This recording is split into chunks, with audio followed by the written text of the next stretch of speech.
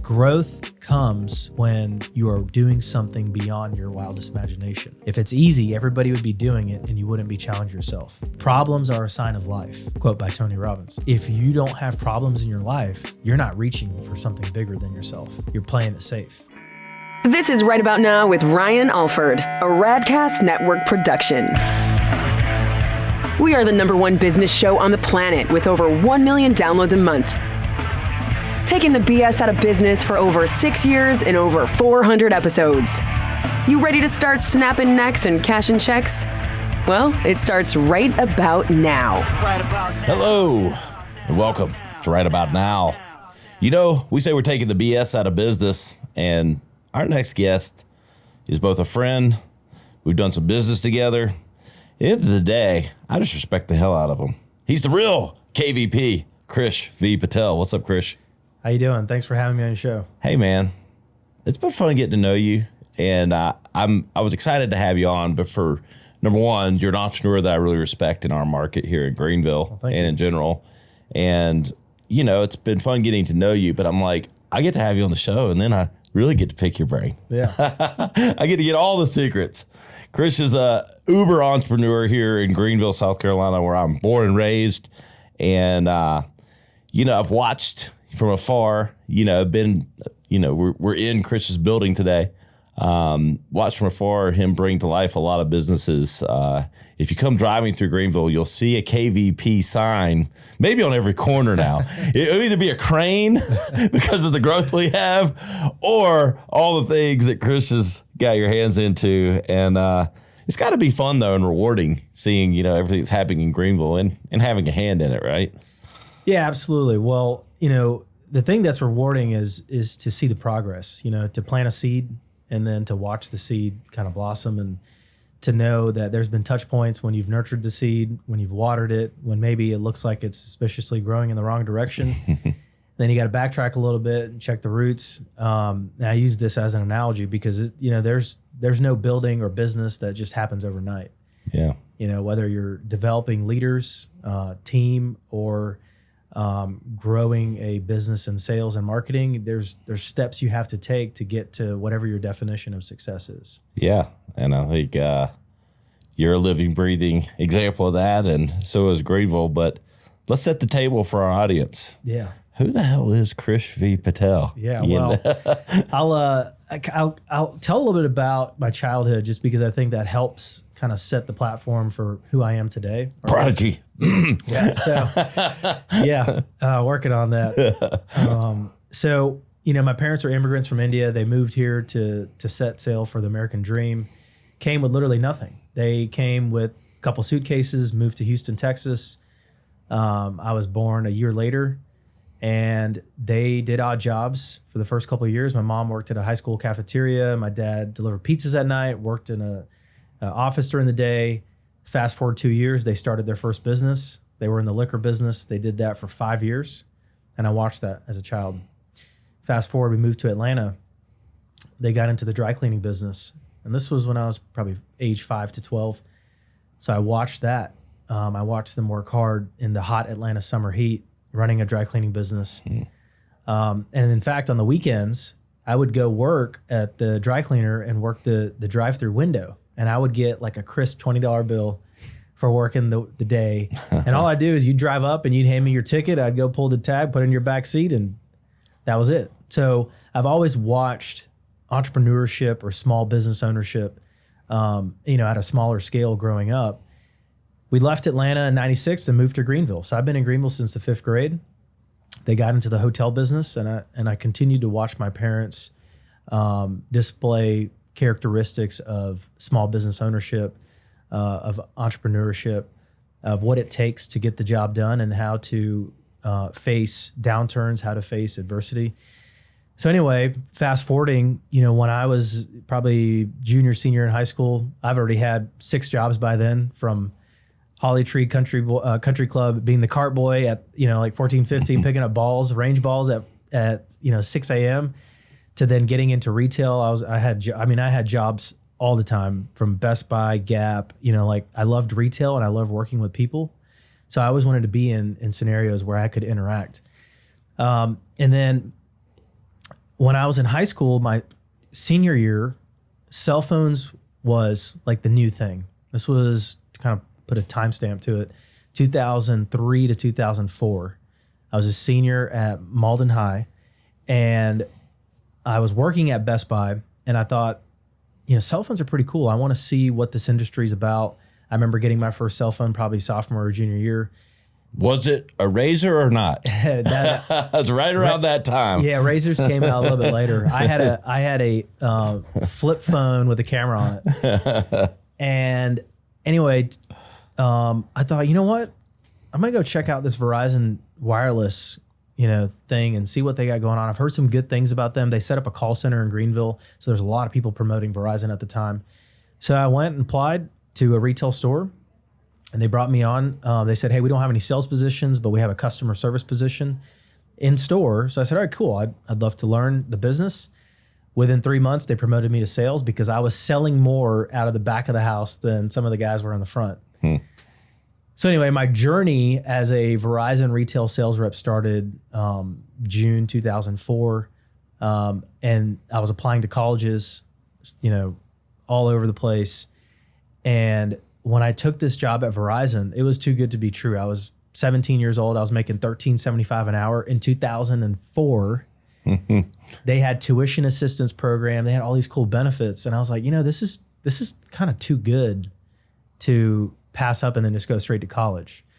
So then I thought, all right, here's what I'm going to do. I'm going to ride this thing out, see where it goes, and stay local. So I applied to USC Spartanburg, University of South Carolina Spartanburg, and I thought, okay, I'm going to go there full time. I'm going to work and commute. So what I did is after my freshman year, I didn't have any summer plans, and I said, hey, can I work full time for the summer? And they're like, all right, sure. So I went full time, and then I never went back part time. So I was working full time. I was going to school full time. I was commuting from Greenville to Spartanburg. I lived in Spartanburg, worked in Greenville. Fast forward the story 3 years, junior year of college, I was making close to $100,000 selling cell phones. Everybody knew me as the Verizon guy. If somebody needed a cell phone, they needed to call Krish. And so I just kind of became known as this Verizon sales guy.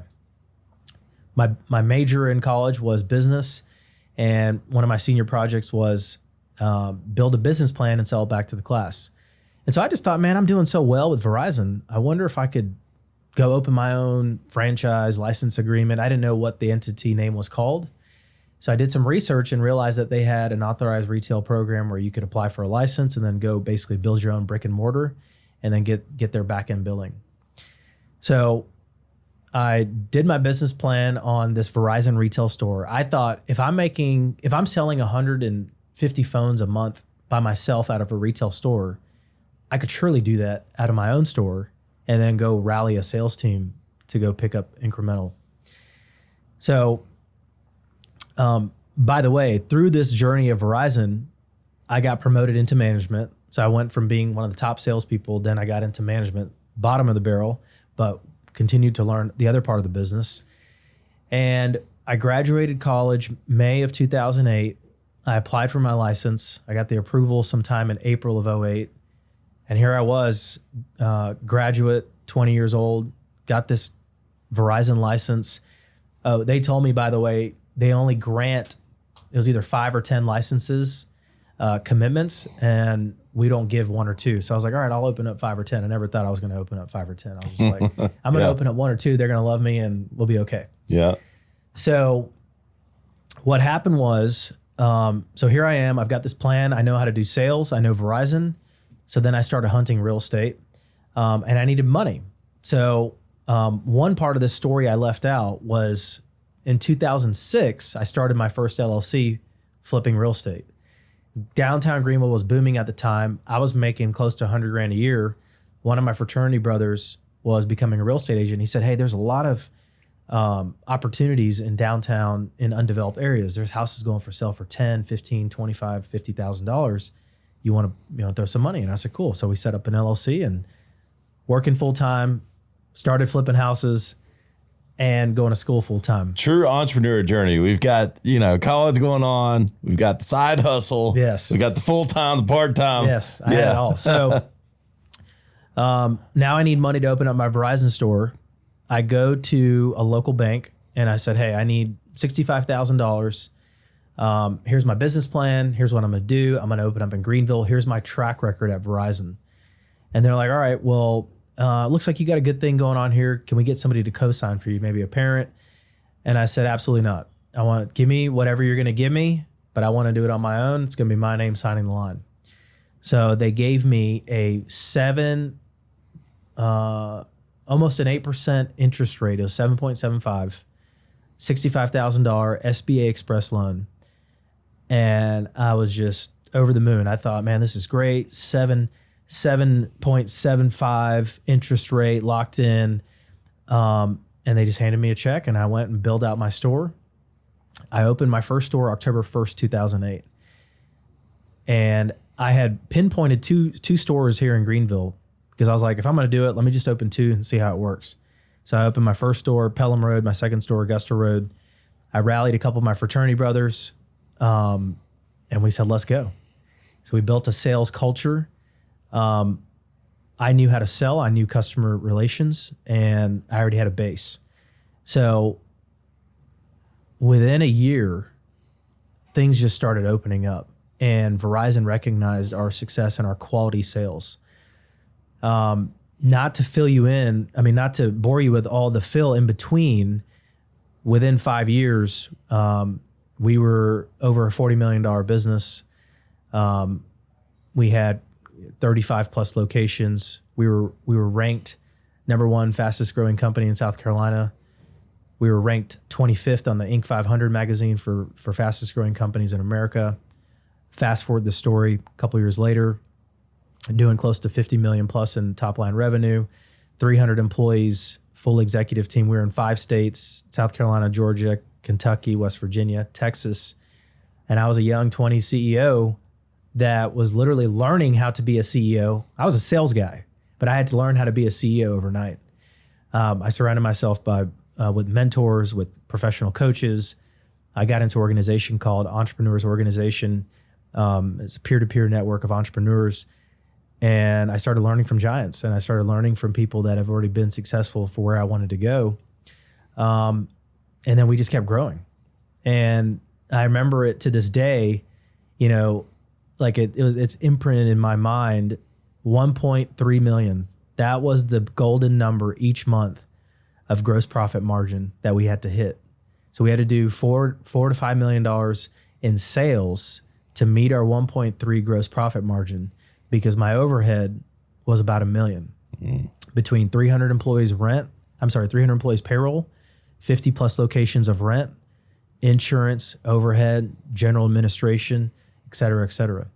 So, I was drinking out of a fire hose. My bank had me in, I forget what it's called, special assets division, because we were growing so fast and they didn't understand our profitability. And we were opening on average 1 store a quarter. I was driving around the state finding locations.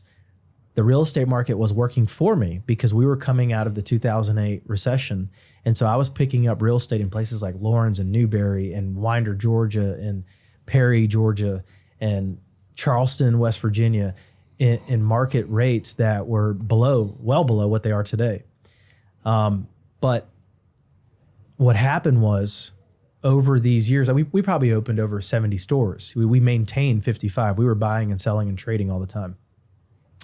But I inherently learned real estate. I learned how to go find great markets. I learned what data to use to go find peak real estate. So that was something I was just kind of keeping in my toolbox. I knew I needed to be a better CEO, and I needed to learn more, and I wanted to learn more. I'm always a student of learning, even to this day. So I thought, okay, I want to go get my MBA. So I went to my coach and I said, hey, I want to be a better CEO. I need to learn more.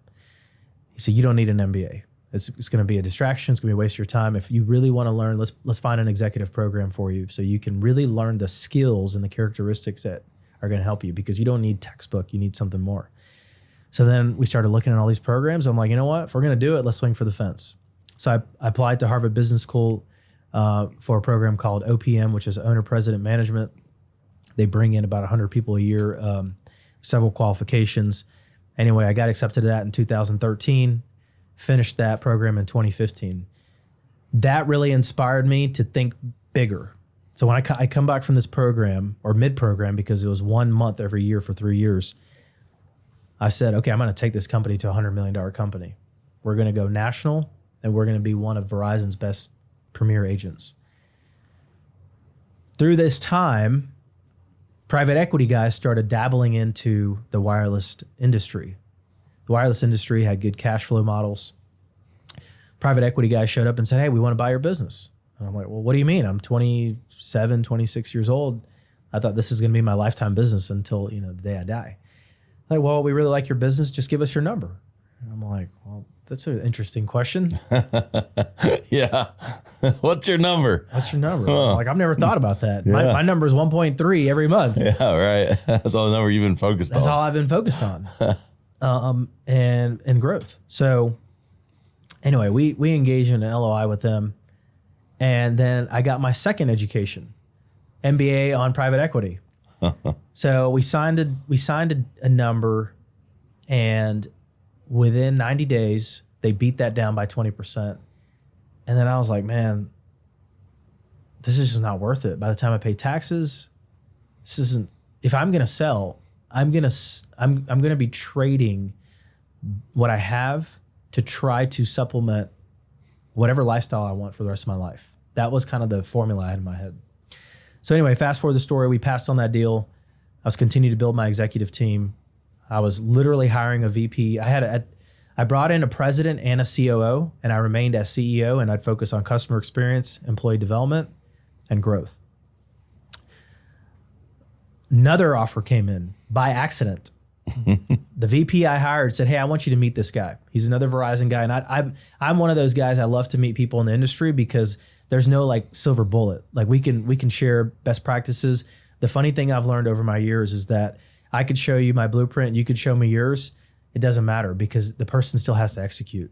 And so we've always been open to best practices because we can learn from each other. So we brought this guy in, we go out to dinner. He's running 130 locations at the time. Were you still around 50? Yeah, we were about 55 or so. And we go to dinner, took him to Lazy Goat. It's one of my favorite restaurants at the time. And we're sitting at dinner, me, him, and my future VP. And he's like, hey, we like your business. And I was like, oh, that's what this is about. And I said, well, we're not for sale. I said, we've already been through this, but I do appreciate it. I'm flattered. He said, no, just give me your number. So I said, okay, we're going to play that game. I said, boom, here's my number. He said, okay, I'll have you an LOI by 9 a.m. tomorrow.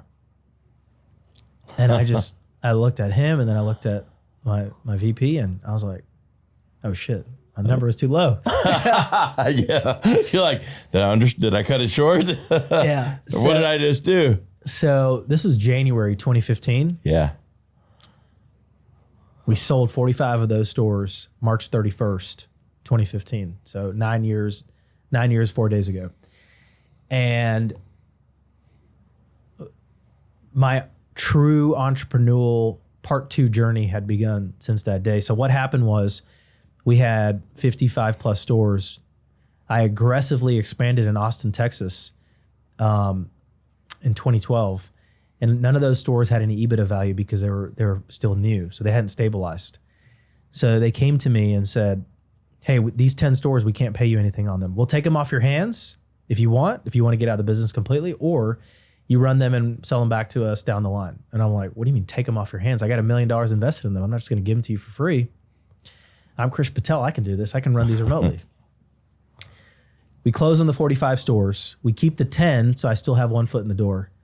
I lose $1 million out of that market post sale. I hand the keys and the checkbook to my guy.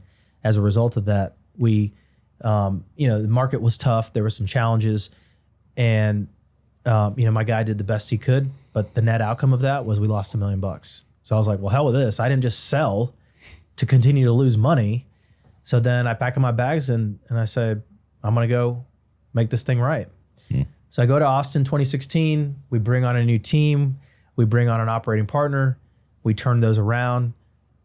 Fast forward the story, March 31st, 2020, we sell the remaining 10 stores. So I'm completely out of the Verizon game since 2020.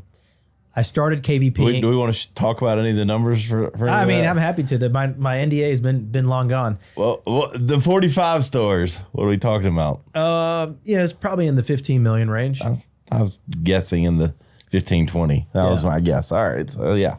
Yeah. Nice turnaround. Yeah, it wasn't in my mind FU money, but it was enough money to say, you know what? I don't want to work for the rest of my life if I don't want to. Yeah. But as you know, being an entrepreneur yourself, and I'm sure talking to many successful entrepreneurs, it's rarely ever about the money. Yeah. And, once you figure out what your passion is and what you wake up for and what really inspires you, the money just becomes secondary. And I know that's really can be hard to swallow for, somebody looking outside in, because you're out here working hard, doing all these big things. Of course it's about the money. The money is a result, it's not the reason. Yep. 100%. So, are we in round 3 of Entrepreneur? Or, yeah. So I think we're at 3, 2020. Yeah. So we're out of the wireless business. Yeah. So I have to backtrack. So when I sold the first round of stores, 2015, when I joined EO in 2012, that's when I surrounded myself by mentors and coaches. I was out of shape. I was working 70 hours a week. I was working 6 days a week. Sundays were really my only days off. I could count on how many times I've taken a vacation. I was 30 pounds heavier than I am today. And in 2012, somebody was like, hey, you should try yoga. And I was like, I'm not going to try yoga. That doesn't make any sense. And they're like, no, it's good. It's good for your mind, shuts you off. I was running around with 2 cell phones in my pocket. I was connected to the BlackBerry, Crackberry, and it was just, So anyway, my yoga journey began, my wellness journey began in 2012. Got into yoga, fell in love with it, changed my life, got on this gluten-free diet, started practicing yoga. 1 year later, I lose 30 pounds. I feel great. I'm kind of better balanced. And then after that yoga journey of a year, now we're into 2013, I thought, man, I want to share this with other people. I want to share this yoga experience with people like me who are busy, who are on the go, whether you're a busy parent or you're a busy entrepreneur or you're a working professional, but you need an outlet to shut it off and to feel great. And traditionally, the yoga business has been one of those known as kind of dirty, kind of, cozy, kind of just put together. And I thought, no, if I want an experience where I walk in, it's clean, there's showers, there's towels. You walk in and you feel like, man, you're at a spa, a wellness club, something that, you're proud to go to and feel good leaving. So I thought 2015, perfect time. I just sold a huge, portion of my time. Now I have some money. I still have my Verizon business. I'm going to go open up a yoga studio. I'm going to open up the best yoga studio in the state. I'm going to open the best yoga studio in the country. So I started traveling around the world, visiting yoga studios. I started doing yoga teacher trainings from the best teacher facilitators and teacher training organizations.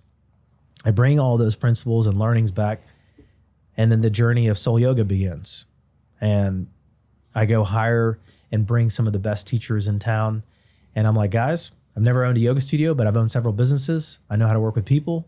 I'm a practitioner, so I know what the experience I want. So we're going to open up Soul. So Soul's journey began 9 years ago.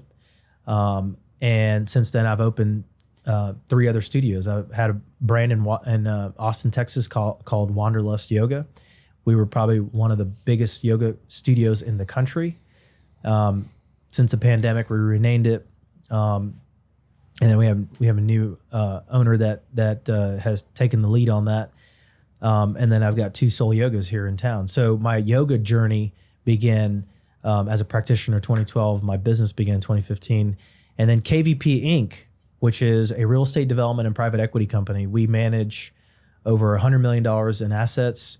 We run 6 to 7 different businesses. We have a property management company called Go Property Management. We have 2 yoga studios. We have a half a dozen storage facilities. As Americans, we love to keep our stuff. And believe it or not, most Americans already have storage. It starts in the garage. Yes. And then we are the second outlet, because when the wife or the husband says, get this stuff out of the house, but it can't be thrown away, we have that storage facility. And that's where most of the time things of precious and momentous value go to just, unfortunately, just kind of be stored away. But anyway, we got in that business by accident as well. So yeah, between property management, fitness, development, and really my development pitch is very simple. We try to work with local entrepreneurs and business owners that are looking to be in a special place. So most of our projects are comprised with local business owners and local entrepreneurs. I can't tell you the amount of times when I was going out across the nation working with big box like Simon Retail, some of these national companies that won't even give you the time of the day because you're a small business owner. So we tend to try to focus on bringing entrepreneurs up within the community when we build development. So, between Verizon, Wellness, KVP Inc., been an entrepreneur now for, losing track, over 22 years. What drives you, man? Like, I think when people hear that story, and you grew up with parents who are entrepreneurs, so you saw that. But like, something inside you makes you want to succeed. There's something that's like, I'm going to be the best version of me. I am driven. What's the ticking? What is it inside you? Yeah. I mean, have you, it takes a lot of introspection because sometimes, I think driven people, I'm driven. I don't know if I'm driven as you. I don't know what makes someone, but like, it's hard to introspectively say what it is. Like you either got it or you don't sometimes, but like, what is it that drives you? Like, is there like the little Krish inside you that always wanted to show people that you were going to be the man? Like part of me feels, I know you pretty well, but part of me, if like I was dissecting, it's like, I feel like there's a little chip somewhere. Yes, great question, Ryan. I would say that the 1.0 version of me being a business owner and entrepreneur there's definitely, the no's fueled me. There's this, saying and universal saying in sales doesn't begin until you hear no. And that's kind of the culture that that's in my DNA. Like a challenge is what makes it fun. Yeah. But I've been told no so many times. I can't tell you the amount of people I went to raise money for my Verizon stores when I was 20, 21 years old. People told me no, and it's not a good idea, not the right time, blah, blah, blah. And that kind of early stage was like, yeah, I got this. I'm going to go do it. And it was me believing in myself. And quite honestly, most people doubted me.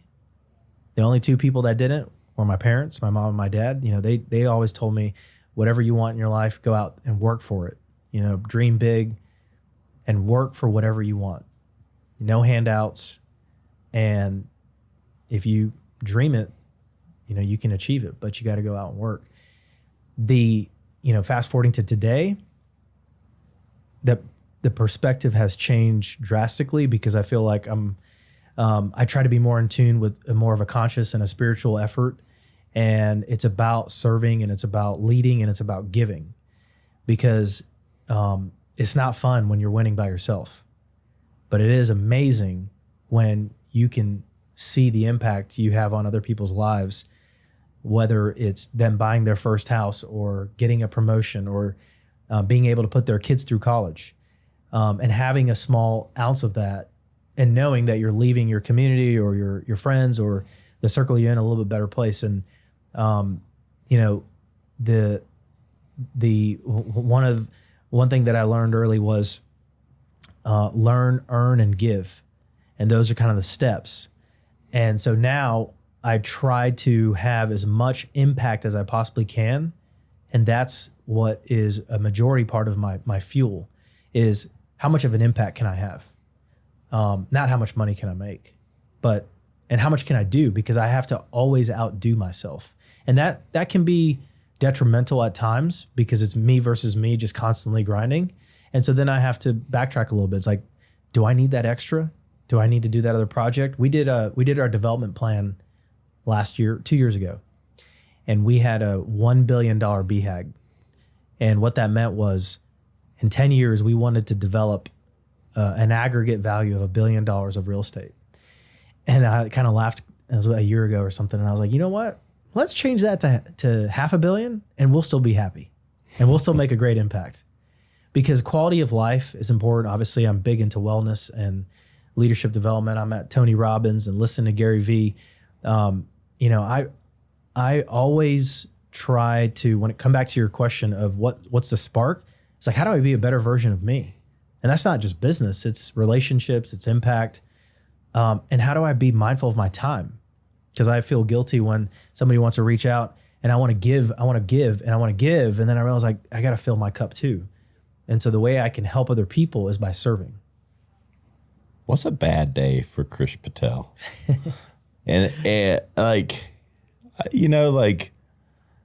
get, I didn't hit my goals this day. I mean, I understand you're a driven guy, but what makes for a bad day?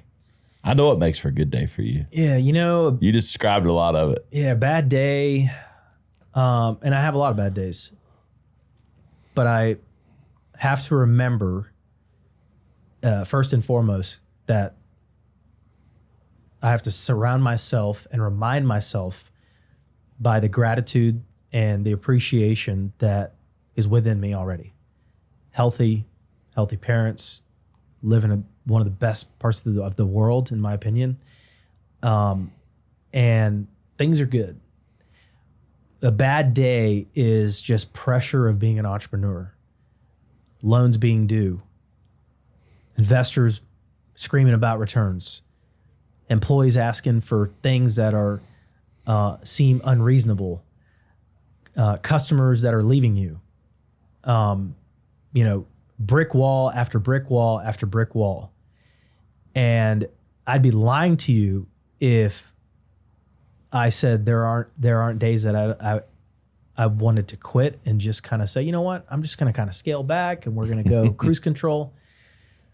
But when those moments happen and I get hit with the loan, or I get hit with the banker, or I get hit with the roadblock, or a city says you can't do this, I have to remind myself that leadership and greatness is formed in those times of no, and it's formed in those times where growth comes when you are doing something beyond your wildest imagination. If it's easy, everybody would be doing it and you wouldn't be challenging yourself. Problems are a sign of life, quote by Tony Robbins. And if you don't have problems in your life, you're not reaching for something bigger than yourself. You're playing it safe. And so, I try to set goals, personal, professional, and business, that scare me and that are like outlandish and that are crazy. And then, when I get to reflect on what's been done or what hasn't been done, there's a direct correlation of how much time I've put into something versus how much I've not. And so, the bad days are acknowledging all the challenges that are in front of me and then realizing really quick, this is not a pity party, but how am I going to solve these problems? Because it's a choice. Decisions determine your destiny, another Tony Robbins quote.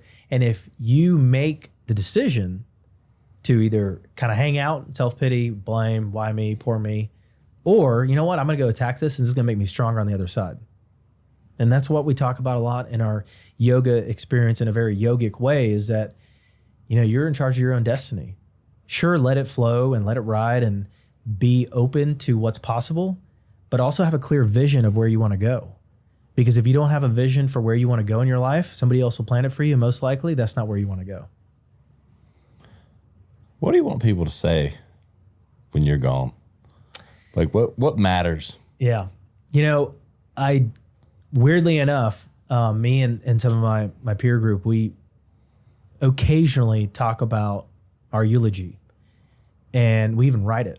And it's a really kind of unusual exercise. It is. Not sure if you've ever done it. I have, and I mean, you're such young. I mean, I like to think of myself as young. I'm a little older than you, but you're young guy, so hopefully you're got another 60 years to think about it. But hopefully, yeah. But I do think for a guy like you, like, sometimes we get moving so fast. It's like, and we're doing and we're driven and all that, and like, you clearly have morals and values and all these things, but it's like, the impact that you're making is great, but we have to stop to think about, okay, what impact are we really leaving? Yeah.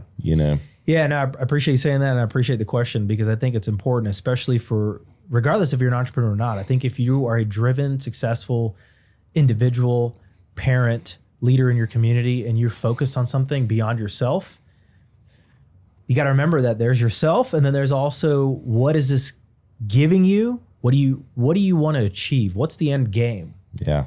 And so for me, initially I thought my eulogy or my legacy was about what I'm leaving behind physically or monetarily. And then I learned real quick. Unfortunately, one of my really close friends, he passed from cancer very early. And I went to his celebration of life, and all his friends and family were reading things about him. And he was a successful entrepreneur, ran a $50 million business, was the president of the chamber. I mean, the resume was stacked. Not one single person in that crowd of his 3 daughters, of his friends and his family and his neighbors, not one person said anything about his business and how much money he made and about any of those accolades. But what everyone did say is how he made them feel, of how inclusive he was, the charismatic individual he was, and that those are the gifts that he's leaving behind that will resonate. And it was one of those moments where it was like, the universe or God like talking to me. Yeah. Like you're kind of looking around like you're here. I'm here with 500 people or whatever, but is someone talking directly to me? Yeah. I was in tears, and it was one of those moments where it was like a wake up call. And it's like, okay. So for me, it's about the impact, and it's about the people, whether it's my family or my parents, or, I'm a single guy. Hopefully there's a family for me in the future, and I want kids, and family is very important to me. And I want to be able to share, the characteristics and principles of just how to be a great human and how to be an individual that has a vision, that has a heart, that knows. One of the things that I learned is the longest journey you'll take in your life is the 14 inches from your head to your heart. And once you learn how to connect those two, you can be great. Because if you're coming too much from heart forward, sometimes you may get taken, or maybe get taken advantage of, or maybe your heart will get trampled on a little bit. If you think too much with your head, then, and I'm sure at times that's, that could be a perception that is out there for myself or many other entrepreneurs that are very focused and driven. But I want to leave and create a legacy that is of giving, that is of discipline, that's of determination, that's of dreaming, period. Like it's not about the money. It's about how you're able to make it a better place. I love it, man. That's the real KVP right there. Yeah, thank you. Where can everybody learn more in these episodes? I feel like there's sometimes I have them and it's like, how long's it been? I think this is the episode where I feel like I could listen to your story and there could be learnings for hours. So maybe we'll do a part 2. But where can everybody keep up with everything you've got going on? Yeah. Well, I'd love to be back, and there can be a part 2, and there can be many more, because I gave you kind of a 10,000 foot view. It was, but it was a good story. And it was like, I was just enthralled, and I think everybody will too, because there's such a journey there. So we might have to get underneath some of that. Yeah, I'd love to, because it's so easy to judge a book by its cover. Mm-hmm. But if you're willing to kind of read the chapter notes and the bullets, you're like, oh, wait, I didn't realize that this guy came from nothing. Oh, yeah. Because the perception is, oh, mom and dad gave him everything. Yeah. Most of the time, him or her, whoever it is. Yeah. I didn't realize this guy worked for himself. So I'd love to be back. Thank you for hosting me.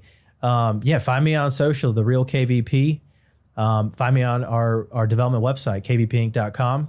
I'm always happy to meet and to talk and to share. And if I can be an inspiration or just be a help of a sounding board to anybody who wants to be up to something big, it's all about paying it forward.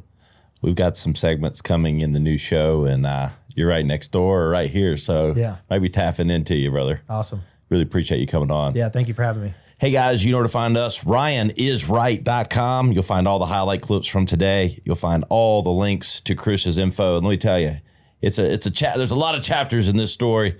We'll be bringing them forward. That's what we do. We take the BS out of business. We'll see you next time on Right About Now. This has been Right About Now with Ryan Alford, a Radcast Network production.